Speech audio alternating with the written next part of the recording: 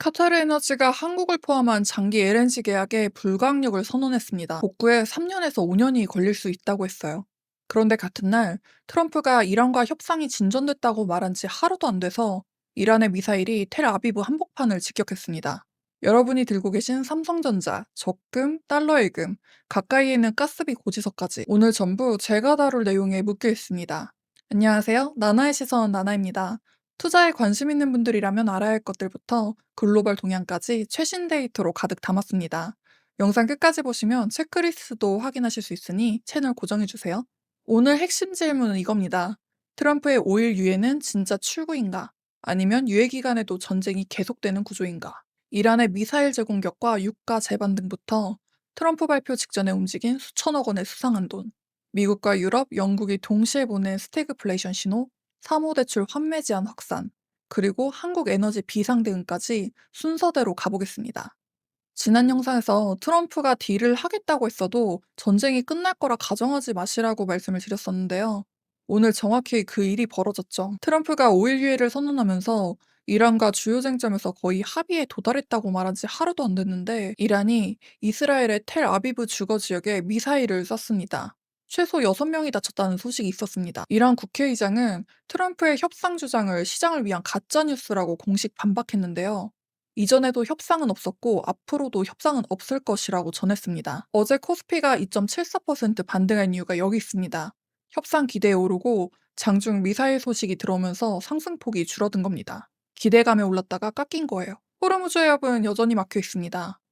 전 세계 원유와 LNG의 약 20%가 이 해협을 거쳐야 하는데 통항량이 95% 감소한 상태이고 선원 2만 명이 걸프만에 발이 묶여 있습니다. 브렌트유는 104.49달러, WTI는 92.35달러로 다시 반등했어요. 전날 11% 가까이 빠졌던 게 하루 만에 되돌려지기 시작한 겁니다. 기름값이 오르면 물가로 전이되고 전이된 물가는 금리 인하에 제동을 걸고 높은 금리는 성장주에 부담을 줍니다. 이 채널에서 제가 계속 드리는 말씀이죠. 이 구조는 3월 내내 반복되고 있습니다. 그런데 전날 유가가 급락했을 때 시장에서 매우 이례적인 일이 포착됐는데요. 여기 좀 무겁습니다. 뒤통수가 얼얼한 분들도 계실 것 같은데요. 트럼프가 5일 유예를 발표하기 정확히 15분 전에 5억 달러가 넘는 원유 하락 배팅이 체결됐습니다. 한국 돈으로 환산하면 대략 8천억 원에서 9천억 원 규모입니다. 1분 동안만 5,100개의 계약이 거래됐습니다. 그리고 발표가 나온 순간 1분 동안 1,300만 배럴 상당의 선물이 손바뀜하면서 브렌트유가 장중 기준 112달러 부근에서 99달러 수준까지 급락했습니다. S&P 500 이미니 선물에서도 같은 시간대에 비정상적으로 큰 거래량이 포착됐어요. 미국 상원의원 크리스 머피는 내부자 거래 의혹을 제기하면서 의회 차원의 조사를 촉구했습니다. 규제기관과 거래소는 아직 코멘트를 내놓지 않고 있어요. 이거 하나만 기억하세요. 위법 여부는 아직 확인되지 않았습니다. 하지만 이 사건이 보여주는 건 명확합니다. 지금 시장은 트럼프의 한마디가 유가를 10% 가까이, 주가를 1% 이상 움직이는 구간인데 그 한마디가 나오기 15분 전에 누군가가 수천억 원을 먼저 걸었다는 거예요. 개인 투자자가 이 구조에서 할 수 있는 건 뉴스에 베팅하지 않는 겁니다. 확인된 사실만 따라가세요. 유가가 이렇게 출렁이면 실물 경제는 어떻게 반응할까요? 바로 오늘 답이 나왔습니다. 원달러 환율이 지난주 장중 1,517원까지 올랐습니다. 2009년 금융위기 이후 최고 수준입니다. 어제는 1,486원에서 시작해 1,503원 근처에서 움직였었죠. 왜 이렇게 된 거냐면요. 한국은행 기준금리는 2.5%예요. 미국 기준금리는 3.75%거든요. 한미 금리 차이가 1%포인트 안팎 벌어져 있으니까 달러를 들고 있는 게 원화보다 이자가 더 많이 붙잖아요. 외국인 투자자 입장에서 한국 주식을 팔고 달러로 바꿔가는 게 합리적인 선택이 되는 거예요. 3월 아시아 증시에서 외국인이 빼간 돈이 504억 5천만 달러, 한국 돈으로 약 76조 원입니다. 한국에서만 135억 달러, 약 20조 원이 빠져나갔고요. 대만에서는 252억 8천만 달러가 빠졌습니다. 2008년 이후 최대 규모에 근접하는 자금 이탈이에요. 그런데 이 환율 압력을 더 심하게 만드는 데이터가 오늘 나왔습니다. 미국, 유럽, 영국에서 PMI, 그러니까 기업활동 지수가 동시에 발표됐는데요. 세 곳 모두 같은 신호를 보냈습니다. 성장은 둔화되는데 물가는 오르고 있다. 스태그플레이션은 경기 침체와 물가 상승이 동시에 나타나는 현상을 말하는데요. 쉽게 말하면 장사가 안 되는데 재료값은 오르는 상황이에요. 식당 사장님 입장에서 손님은 줄었는데 식재료비는 뛰니까 가격을 올려야 하는데 올리면 손님이 더 줄어드는 상황이 반복되는 거죠. 이게 경제 전체에서 벌어지면 스태그플레이션이라고 합니다. 미국 합성 PMI는 51.4로 11개월 만에 가장 낮았어요. 52가 확장, 아래가 수축인데 겨우 턱걸이한 겁니다. 핵심은 물가예요. 기업들이 매기는 판매 가격이 2022년 8월 이후, 그러니까 3년 반 만에 가장 크게 올랐어요.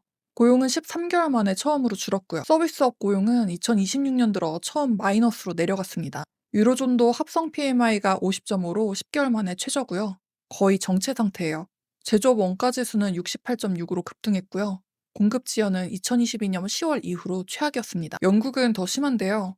제조업 원재료 비용이 1992년 이후 가장 빠르게 올랐습니다. 고용도 18개월 연속 감소 중이고요. 이게 왜 한국 투자자에게 중요하냐면요.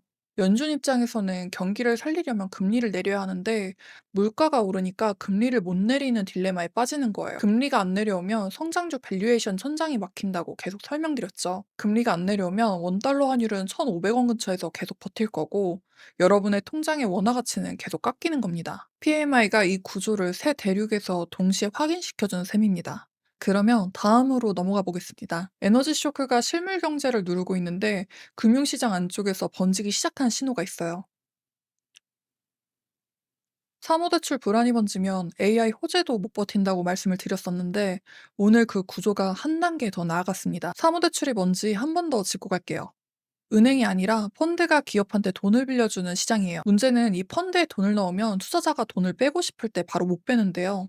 분기에 한 번, 정해진 한도만큼만 돌려주거든요. 규모가 전 세계 합쳐서 1조 7천억 달러. 한국 돈으로 약 2,500조 정도입니다. 오늘 충격적인 숫자가 둘이나 나왔는데요. RS가 운용하는 227억 달러, 약 34조 원짜리 사모대출 펀드에서 투자자들이 전체의 11.6%를 빼달라고 요청했는데요. 그런데 펀드가 돌려줄 수 있는 한도는 5% 뿐이에요. 5억 2,400만 달러. 하나로 약 7,900억만 돌려주겠다고 뚜껑을 닫았습니다. 돈을 빼고 싶은데 절반도 못 빼는 상황이에요. 이게 RS만의 문제가 아니에요. 같은 날 아폴로와 블랙록도 5% 환매 제한을 사용하고 있다고 확인했고요. 블루홀은 이미 2월에 환매를 중단했습니다. 블랙스톤의 비크레드라는 펀드는 3년 반 만에 처음 월간 손실 마이너스 0.4%를 기록했습니다. 3년 반 만에 처음 빨간불이 켜진 거예요. 이거 하나만 기억하세요. 지금은 개별 운용사 문제가 아니라 사모대출 시장 전체에서 유동성이 조여지고 있다는 구조적 경고예요. 만약 이 펀드들이 기업 대출을 급하게 회수하기 시작하면 기업이 못 갚고 은행이 손실을 보고 은행 주가가 빠지는 도미노가 시작될 수 있어요. 당장 터진 건 아니지만 아니 땡굴뚝에 연기 난다고 연기 냄새가 점점 짙어지고 있다라고 보고 있는데요. 핵심 모니터링 대상은 업계 최대인 블랙스톤 비크레드예요. 여기서도 환매 요청이 더 늘어나면 잠긴 문 뒤에 불이 복도까지 나오는 거예요. 에너지 쇼크가 실물과 금융을 동시에 누르고 있는데 한국에는 더 직접적인 충격까지 있었습니다. 한국 투자자분들이 꼭 봐야 할 파트입니다. 카타르 LNG 불광역에 한국이 포함됐다는 건 오프닝에서도 말씀드렸죠. 이게 실제로 어떤 의미냐면요. 한국은 호르무즈를 경유하는 원유 의존도가 약 70%인 나라잖아요. 정부가 전국적 에너지 절약 캠페인을 가동한 겁니다. 원전 재가동, LNG 사용 20% 절감, 25조 원 추경까지 동시에 검토하고 있습니다. 비축유는 1억 9천만 배럴을 보유하고 있지만 위기가 길어지면 버퍼가 충분하지 않을 수 있어요. 앞에서 말씀드린 76조 원 규모의 아시아 자금 이탈, 그중 한국에서 20조 원이 빠져나간 게 이 에너지 위기와 직접 맞물려 있는 겁니다. 일본은 사우디, 아랍에미리트, 쿠웨이트와 공동 보유한 비축유까지 꺼내기 시작했어요. 7일분 중 5일분을 사용하기로 했고 국제에너지기구 공동방출 기업 규모는 약 8천만 배럴이에요. 필리핀은 아예 국가 에너지 비상사태를 선포했습니다. 45일치 연료 재고와 100만 배럴 추가 조달을 공표했습니다. 어제 코스피에서 SK 하이닉스가 98만 6천 원으로 5.7% 올랐고요. 삼성전자도 18만 9천 원으로 소폭 올랐습니다. 암홀딩스는 35년 역사상 처음으로 자재칩 CPU를 공개하면서 시간에 6.5% 올랐고요. 메타가 첫 번째 고객이라는 소식도 있었습니다. 5년 내 이 칩으로 연간 150억 달러, 한국 돈으로 약 22조 원 매출을 기대한다고 했습니다. AI 수요는 확실히 살아있어요. 브로드컴은 같은 날 TSMC 첨단 생산 능력이 2026년 공급망 병목이 되고 있다고 밝혔습니다. 마이크로소프트는 데이터 센터 건설의 핵심 명목이 지역사회 수용성이라고 했습니다. AI 수요는 확실하지만 금리와 유가가 이렇게 높으면 지수 전체는 못 올라갑니다. S&P 500이 6,556 구간에서 횡보하고 있는 이유가 이거예요. 좋은 소식이 있어도 돈의 무게가 눌러버리는 구간입니다. 미국 주식으로 환차익을 보고 계신 분들은 달러 강세가 유리하지만 국내 수입 물가 부담은 커지는 양면을 같이 보셔야 합니다. 지난주 제가 구독자분들께 살짝 말씀드린 이야기로 이름이 공개되지 않은 대형 사모신용 펀드 다음 주 추가 환매 제한을 준비하고 있다는 루머를 말씀드렸었는데 그 내용을 오늘 다뤘습니다. 하이힐드 시장이 앞으로 어떻게 움직일지 투자에 관심 많은 분들은 체크하셔야겠죠. 그리고 이란이 국제해사기구의 비대적 선박은 조유라의 호르무즈 통과가 가능하다고 통보했다는 말이 나왔는데요. 완전 봉쇄보다는 나은 신호일 수 있지만 투자 판단 근거로 쓰기에는 이른 얘기라 참고 정도만 해주시면 좋을 것 같습니다. 트럼프 발표 직전 거래 위법성 여부도 규제 기간 판단이 아직 없는데요. 의회 조사 착수 여부를 지켜봐야 합니다.